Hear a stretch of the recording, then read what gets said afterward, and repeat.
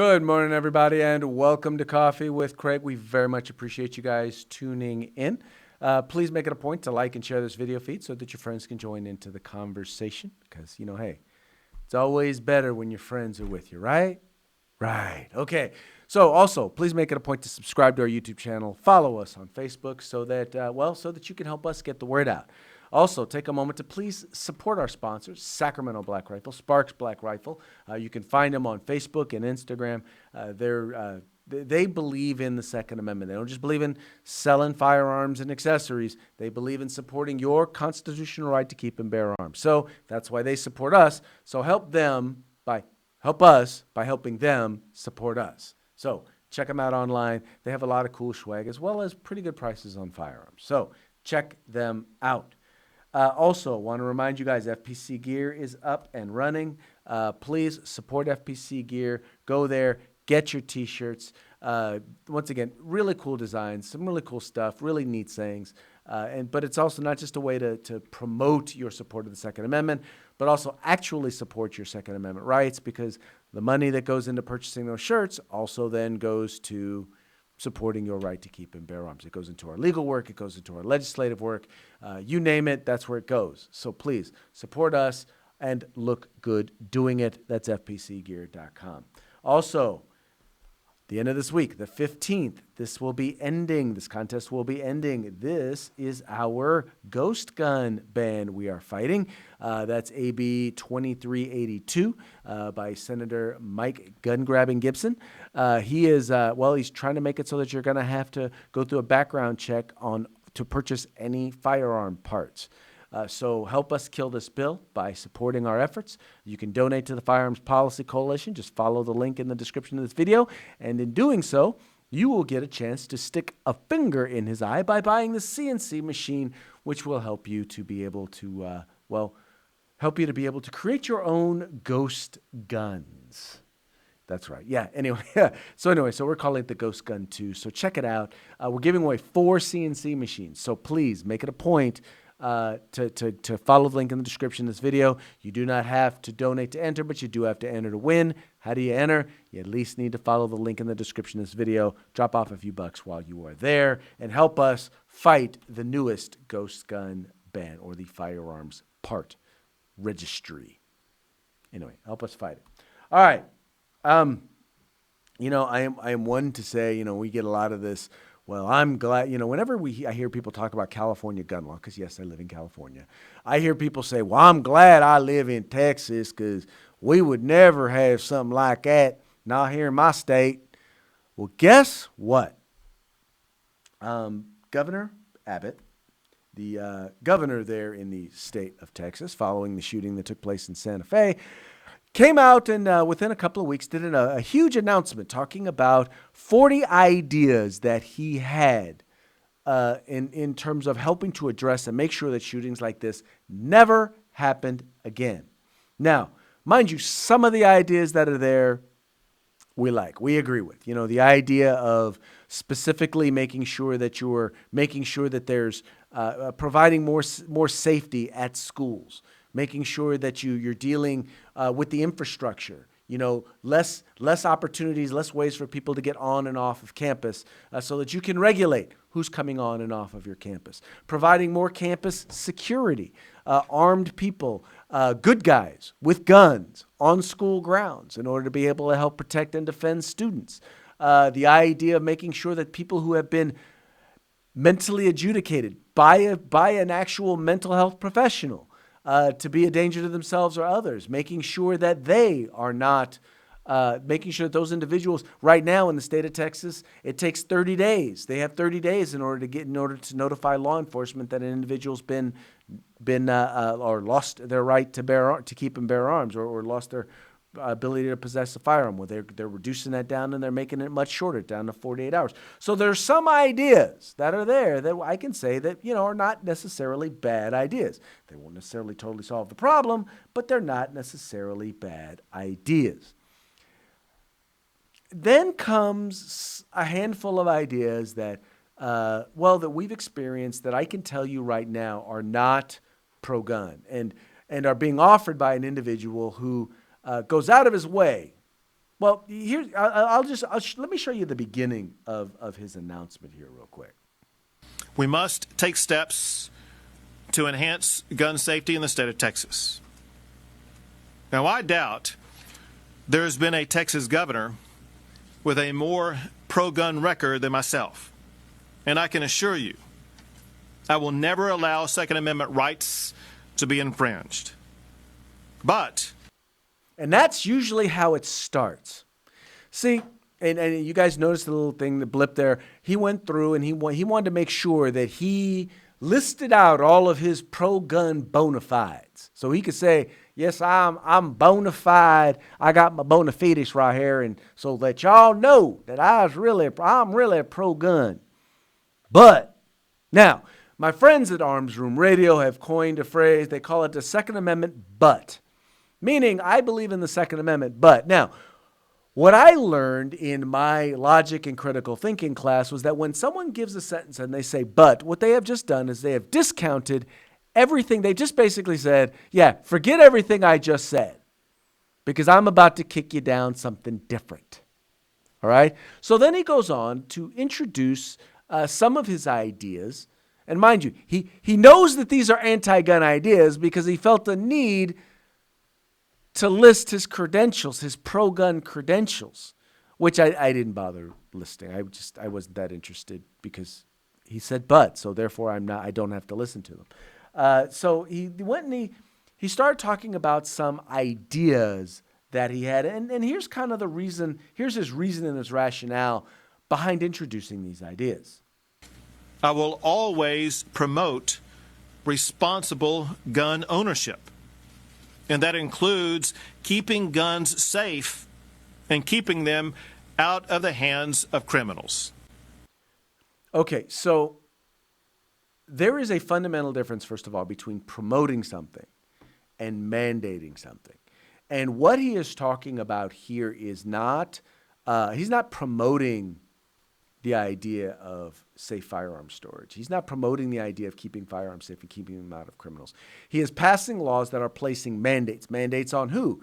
Mandates on law-abiding citizens, not criminals. So there's nothing that he is proposing that will keep firearms out of the hands of criminals. These are things that are in place in certain areas, and guess what? They have done absolutely nothing. They have had no impact on keeping firearms out of the hands of criminals. Now, here's 3 ideas, and we're gonna go through and I'll play each idea, and then we'll talk about what's wrong with this particular proposal with each one. Here's the first. Under current firearm storage law, child means a person younger than 17 years of age. Well, the murderer at Santa Fe High School was 17 years old, and thus his parents were not required by law to safely store their firearms. Changing the definition of child to include children aged 17 and younger would promote safer storage of firearms. All right, so now we're already dealing with in places where, so what we're saying here is that, so in other words, by 1 year, this individual, they quote unquote missed the cutoff. So because he was 17, they wouldn't have had to safely store the firearms. Let me ask you this question, Mr. Abbott, Mr. Governor, Your Honor, Honorable Governor. Do you think that they were storing the firearms safely when he was 16? No, seriously. Do you think that at the age, when he hit the age of 17, they said, whew, oh my Lord, now that he's 17, we don't need to lock them guns up no more. Do you really think they did that? Or do you think that perhaps they weren't storing the firearms safely anyway? So what real difference do you think changing it from 18 to 17 or from 16 to 17 is really going to do? Please share this with me. Would it have stopped that shooting? Technically, maybe it would have, if they were storing the firearms safely up until he was 17 years old. But then you also have the case where, at least in the case of handguns an individual is not allowed to possess a handgun until they're 21, or not allowed to own a handgun until they're 21. So it's not going to help them in that. It's not going to help in that case, because guess what? Those are still, by law, they're still not supposed to have handguns. They're still not supposed to have them. I mean, it help with long guns, but not necessarily with handguns. I mean, the whole idea is, the whole issue in these particular cases is the only time in which safe storage laws ever come into effect is after a shooting has already taken place. So if someone is not safely storing their firearms, 99.9% of the time, you will not know it until after the shooting has taken place.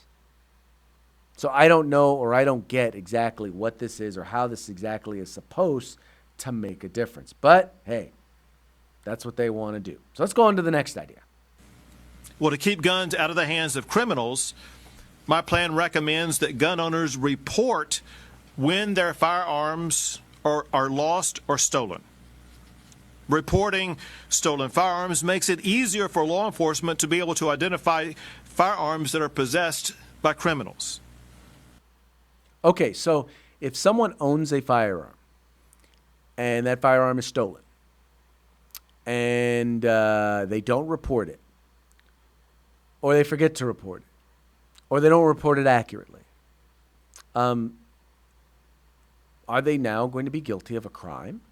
So in other words, you've been robbed, and as a result of being robbed, because you forget to do something, you are now going to be victimized again because you didn't report the firearm being stolen.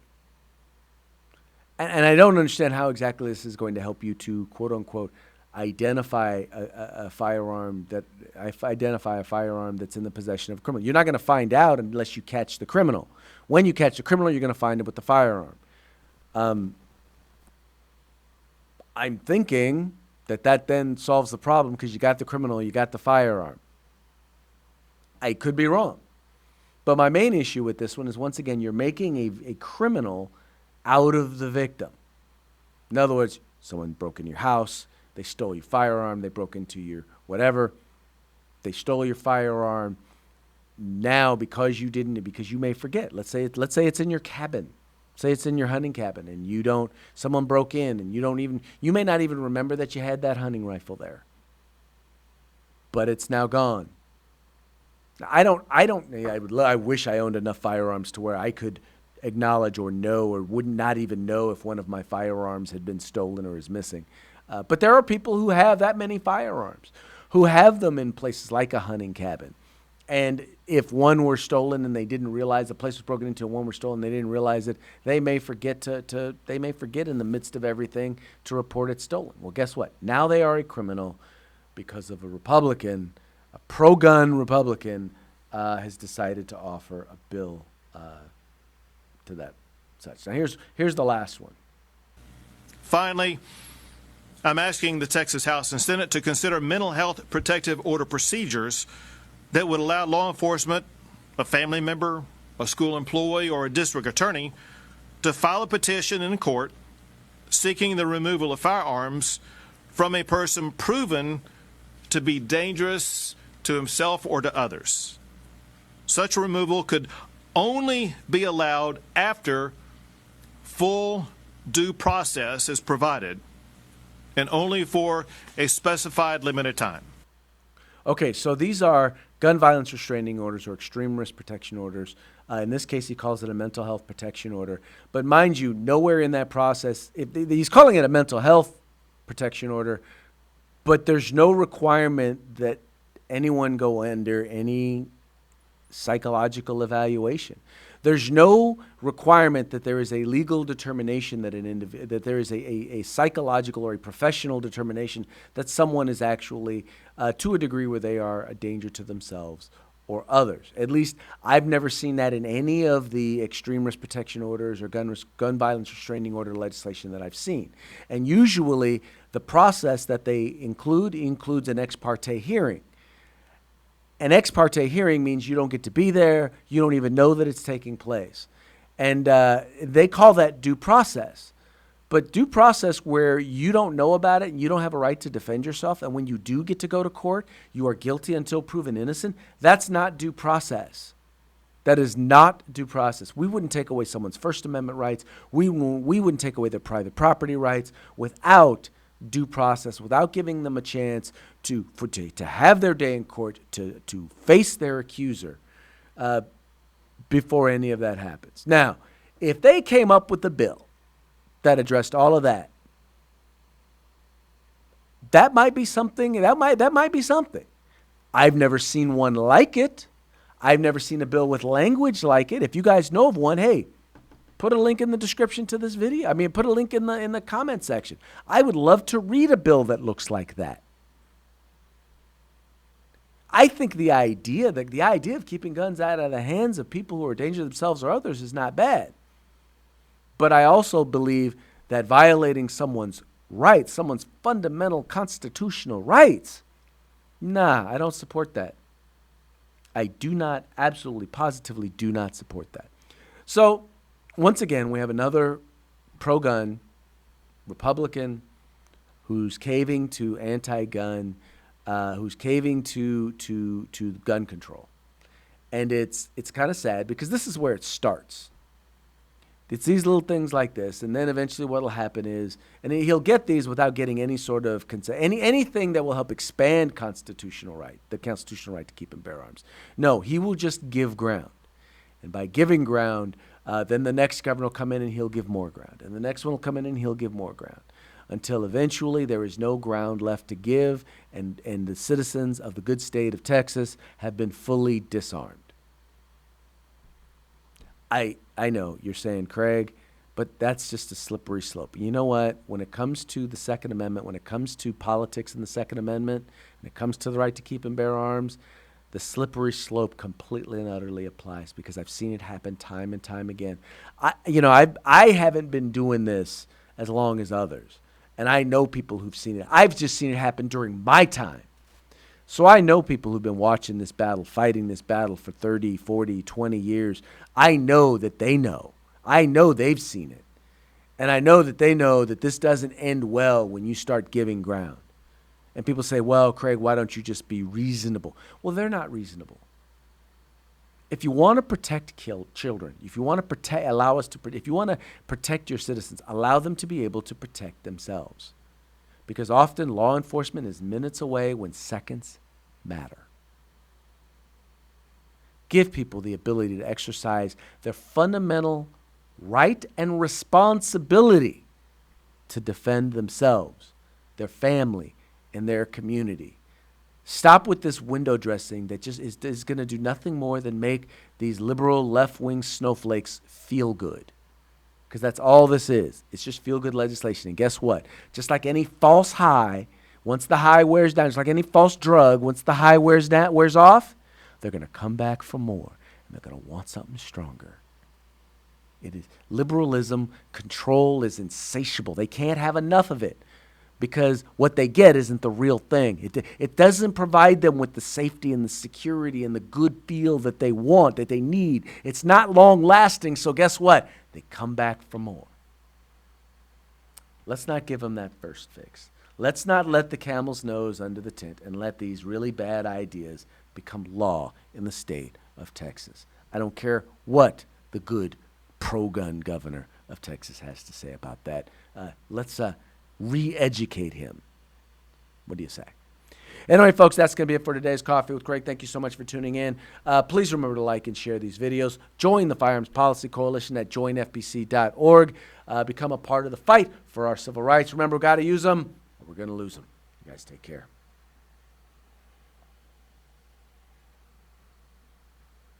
If you like our videos, follow, subscribe, like, and share.